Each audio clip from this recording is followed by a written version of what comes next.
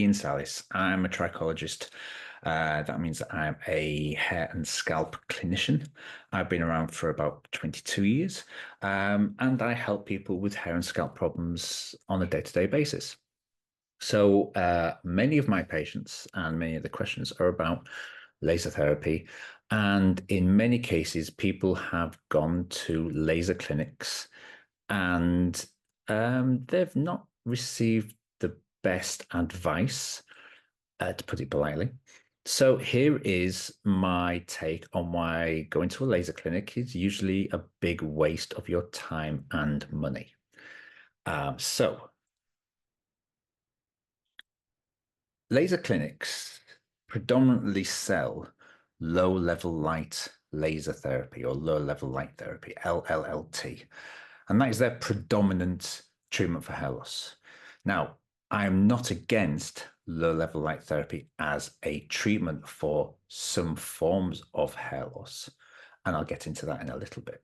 So I want to make it very clear that I am quite pro laser therapy in some cases, but very against laser clinics. And the reason why is because you'll walk into a laser clinic and you'll get a free consultation. And the rule of thumb is if anything's free in health and in most cases in businesses, then you either buy the product or you are the product. And there's a reason why it's a free consultation, and that's to draw you in. And then no matter what the problem is, because hair loss is not just a thing. Hair loss isn't like a headache where you can just take if 10 people have headaches and they all take a paracetamol, they will have some degree of relief from that headache. With hair loss, there's lots of different variants of hair loss. So when you go in and go, I'm suffering from hair loss, then whatever hair loss that you suffer from, laser therapy will be the best option for you, no matter what it is. It's the old adage about if you've only got a hammer in your toolbox, everything looks like a nail. So they will give you potentially complementary and additional treatments along with the therapy. So they will give you a package, and the package will be, okay, you'll come in for 6 months of laser therapy and you'll sit into these big machines. But we'll also give you these other things that will help, like usually it's minoxidil and some supplements. And together it costs thousands of pounds. I mean, my patients have gone into significant debt because of the visited laser clinics and what they've been promised. My patients have spent literally £2,000 to £4,000 because of the promise of hair growth. And this is the reason why I'm doing this now. The spoiler is that usually it's the minoxidil which they give you, which is doing the heavy lifting of any type of hair loss, hair growth that you see. So sort of there is a little bit of sleight of hand. But let's just talk about how laser therapy works, because I know that there will be people out there that will go, hold on, I'm a big advocate. I've been to a laser clinic and it works. Okay, I can agree with that. In some cases it will. And the reason why is because there is a good amount of research out there that says that laser therapy does help. And the reason why is because light therapy, phototherapy, is has been used in healthcare for a long, long time. It's used in wound healing. It's used in skin conditions. It's even used in stroke therapy. And with hair loss, there is a specific wavelength of light which has been shown to work, and I'm sort of question mark on that because there's other bandwidths that have been shown to work, but the reason why they use red light is because that is what's been marketed to the FDA. So everybody follows the same thing. No matter what device, you'll get a wavelength of 655 nanometers, which is red. And that means it penetrates down to the hair follicle and it imparts energy. And that's it. it's like walking out into the daylight. And that's why if you go on a hot, sunny country, your fingernails will grow a little bit longer, quicker, and your hair might feel a little bit longer, quicker. And it's because you're in bright sunlight and your skin cells and your nail bed and your hair cells have been stimulated because it's got that extra energy. It doesn't last because our body defends itself with melanin. But with low level light therapy, that bypasses the melanin. It doesn't create a tan. So it goes straight down into the follicle and gives it that energy. And it does that by a photochemical reaction called photobiomodulation. And it affects the mitochondria of the cells. So it gives it that little bit of energy to grow better, quicker, faster, and more healthier. No problem with that. Everything at the moment is scientifically correct. There are many variables with low level light therapy which we just do not know about. There is fluence, which is the total delivered light energy. There is the power, the intensity of the delivery, the pulse. Is it sort of all together, or is it flashing on and off quicker than your eye can see? The amount of time per session and the time until you see a significant response that occurs. And there's also something called a biphasic dose response, which means that sometimes less light is better than more light. And that is one of the key factors which you will be sold on these big machines in these clinics, saying these are more powerful and therefore more hair growth. That doesn't work. There's something called the Arnold-Schultz curve, which we will come on to in a bit, which shows that if you do too much, it doesn't actually do anything for the hair. Wound healing, relief of inflammation, neurological pain, arthritis, leg ulcers. All these things have been shown to have an effect with low-level light therapy. So we are still in the big thumbs up area of we agree that low-level light therapy is helpful. So back to laser clinics. Why are they so bad? And the reason why is because the business model is absolutely flawed. Low-level light therapy has only been researched largely for genetic hair loss. So, and there is scientific evidence, and people have done research papers on the effect on alopecia areata and even scarring hair loss, and the outcome has been positive. But any clinician worth their salt will turn around to you and go, we really don't know if this helps. We think it helps. It's not what we would class as a first-line therapy. So what you do is you would do something else for those therapies. Alopecia areata, you would use topical steroid therapy, and you might use other types of treatments. And then you would, if that person is really concerned, you go, yeah, you can use a laser device to help. It might do something. And it's a shrug of the shoulders. And you go, well, it's helpful. But what you wouldn't do is you wouldn't put it front and center as a hair loss therapy, and you wouldn't pay thousands of pounds for it because it's not going to work, and it's not going to work that well. So more research has to be done before people like myself will turn around and say, this will work for that type of hair loss. So if you haven't got genetic hair loss, that's you out of the picture. And these people that run the laser clinics, they will try and give you a diagnosis. And usually they're salespeople. They don't have any clinical background. If they do, or if you do want to go and visit them, ask them about their background. Ask them, are they a doctor? Are they a clinician? Are they a trichologist? If so, where did they learn? You're allowed to ask these questions and ask pointed questions about the person that's going to give you advice about your hair. If anybody gets offended, then walk away. Because if somebody turns to me and go, tell me about yourself, I'd ramble on as long as they want. So, be wary if you do want to. If your eye is caught by these things, ask this person, what is their education? Why is it that they think that they've got this problem? Have they done any blood tests? Have they looked at your blood tests? So the diagnosis must come first before the treatment plan. So if someone comes in and goes, oh, I know what you need. You need this thing in the corner, but don't you know what I need? but you know what I've got. And you would go, no, it doesn't matter because it works for everything. It doesn't. So if you have genetic hair loss, why not use the more cheaper, more researched, more successful options rather than paying thousands of pounds for something that might only help a little bit? So you've got to make sure that the diagnosis is in place and make sure that the clinics that are using these level light therapies, and if you're going to go there for the right reasons with your eyes wide open. If you like going to those places, if you've got money to spare and they give you a lovely service and make you feel great, great, perfect. But if you have genetic hair loss and you haven't been given other options, minoxidil, finasteride, um, and they haven't talked you through options and the option not to treat, which is really important, then walk away. Basically, you're allowed to. Um, just on the point of not to treat, part of my conversations with my patients is here are your options.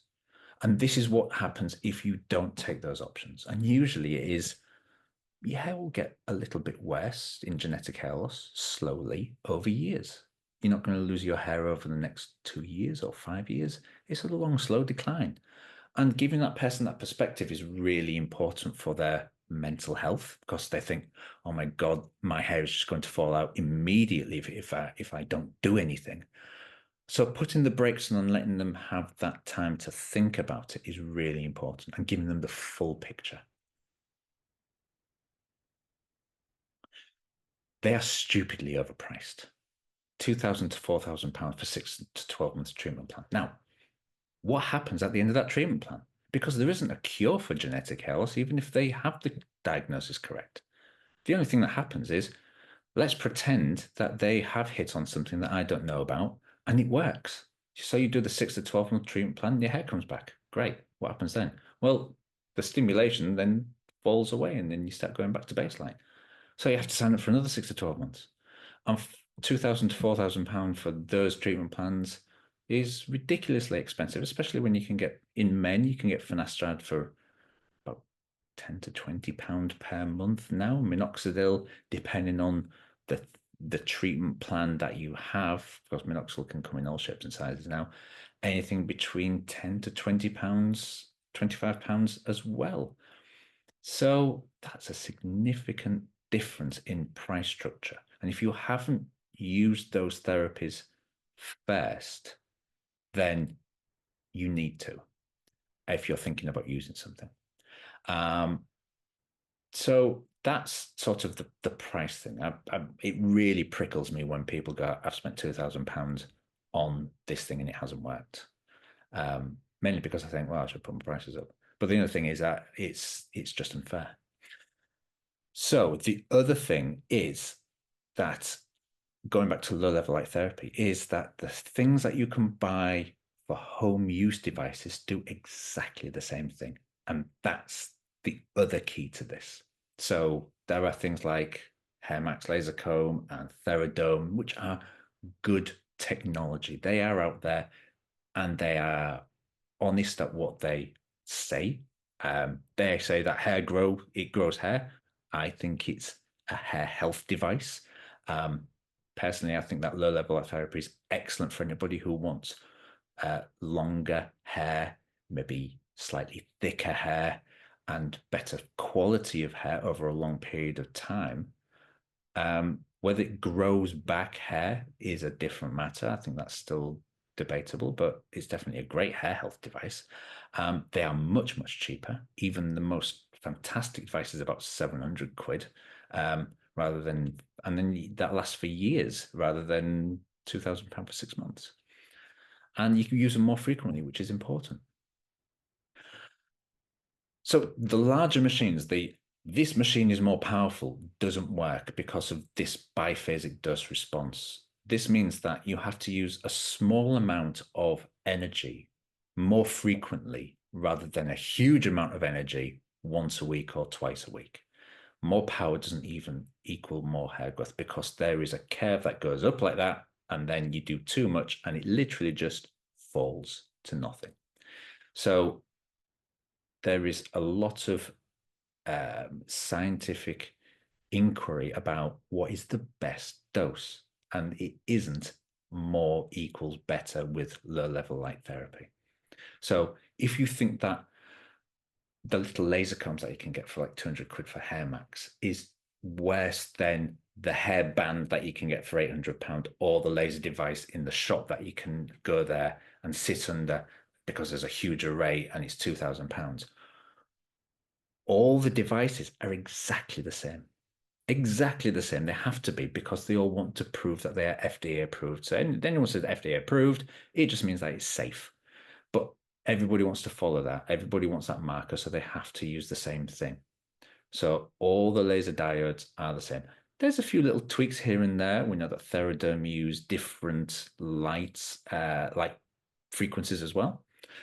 But by far and away, what you are dealing with home devices is something which is more to do with ease of use. And people will come back and go, well, I've seen pictures of these. I've been shown pictures that work. And it shows that the hair is growing back, which, yeah, absolutely, I would agree. But first of all, alopecia areata can spontaneously regrow. So if they've showed you a patch of hair loss, look, this patch, and this is it 6 months later, and that's to do with the laser therapy. No, it isn't. It's just to do with alopecia areata spontaneously regrowing again, which it does in the vast majority of cases. These types of before and after photographs, they have to be done very, very well to show any specific differences. Light, camera angle, if the person's hair is wet, all makes a huge difference. So you've got to make sure that those before and after photographs are exactly the same in all those types of scenarios before you make a decision. These are devices that can be available at home. And like I said, I haven't got a problem with these. I recommend the HairMax laser comb and the Theraderm device regularly. I would always use it as a tertiary treatment. So let's pretend that somebody comes in and goes, I've got genetic hair loss. We go, okay, then.